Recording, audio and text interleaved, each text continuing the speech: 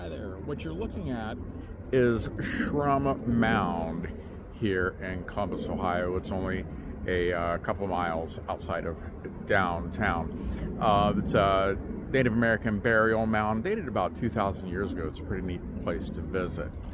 So, when I give my talks about de escalation, one of the things I focus on is avoiding emotionally charged situations, anyhow.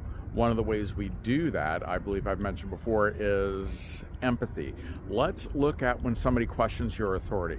Let's say you've been a licensed real estate agent for 20 years, licensed electrician for 20 years, doctor for a lot of years, whatever profession you are in, somebody will always question your authority, and they will do it in a way that seems pretty insulting.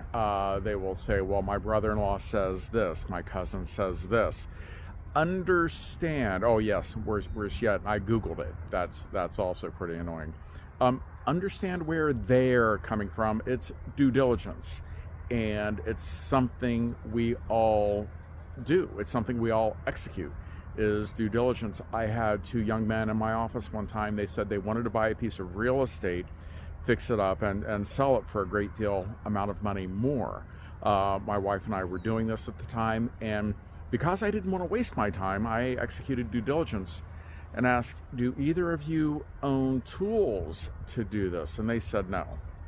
So when somebody says, my brother-in-law told me this, or I Googled it, they're not trying to insult you, they're just executing due diligence. They figure there's a chance they could be right, and there might be, and especially when you're dealing with large sums of money, they want to go ahead and explore all avenues. What people normally respond to that is what they've heard from somebody else or read from somewhere else.